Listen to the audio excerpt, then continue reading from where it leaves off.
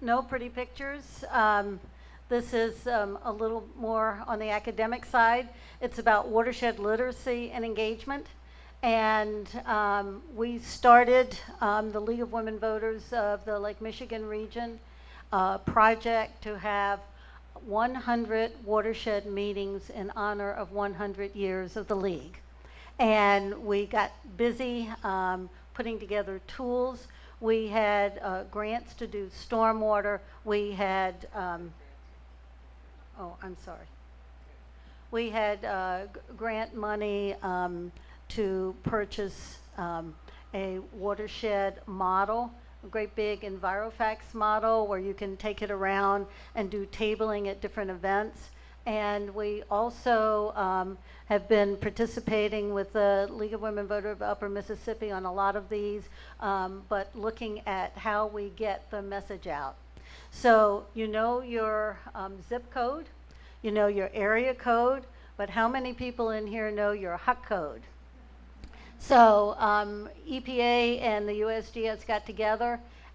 They named all the watersheds in the United States, and it's a science-based address. And it's important because it tells you what's flowing in your watershed and helps you to figure out where your problems might be. You will see that there are major large watersheds, and it's kind of counterintuitive. The smaller the number, the larger the watershed. And why they decided to do that, I'll never know. But why you need to do watersheds is because water flows generally in a certain direction within a basin. It does not follow your political boundaries. And that's really important to know because there may be places where your water is being polluted, but it's not even in your political boundary. So what you need to do is you need a community-led process. You need to bring people together who impact the watershed and also are in the watershed. And in order to do that, you need to understand your watershed.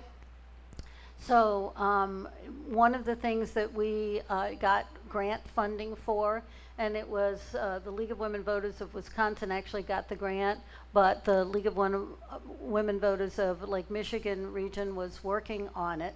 We got funding for 4, and we looked at the different elements of what made this watershed fact sheet so important and why we would need to redo those. We also added one. What you're looking at there is a picture of the 33 8-digit HUC watersheds, and that gives you a good opportunity. Most people want 12, and for the same area of Lake Michigan, there would be over 1,500 12-digit HUCs. So the watersheds, they list the sub-watersheds. They give you the overview of the other groups that you need to coordinate with or cooperate with, and then some of the significant elements. Where are the sources of the information that you need? And that's one of the things that we try to do with each of these 4 watershed projects. We had different people, and they were assigned different federal, state, or local agencies. So you had an overview. Element 2 was these other watershed groups. You can also go online, surf your watershed, and find out who else is working in your watershed. I did pass around a poor copy of this presentation so you could capture some of the websites. The watershed overview is important because it not only gives you maps, it talks about if there's been other grant projects like 319 out of the Clean Water Act that would have basic information for you, if any of your wetlands are in the National Wetland Inventory. Element 4 is your land use. You need to work if you have a local planning agency. NOAA has a fabulous coastal website, and they look at coastal change, but this would not be for interior states, it's for the coastal areas. Element 5 is impaired waters. That's a body of water that the state has said it's not meeting our water quality standards, and it is then impaired and it needs a TMDL to figure out what the total maximum daily load of pollutants are for that.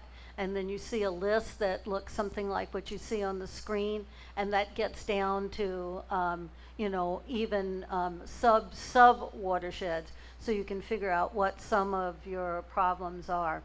One of the things that was not in the original fact sheets that we did add was element 6 for drinking water solutions. Everybody, every single person needs to know where their source of water is, and also what is going on with the procedure for delivering it to you. And every year by federal law, you must get a consumer confidence report. If you haven't seen that, you need to find it out. People in Michigan are now in jail because they lied on that consumer confidence report in Flint, Michigan. Element 7 is to be decided. You may have a unique species, something that you really want to protect, and you can add that in. I almost made it.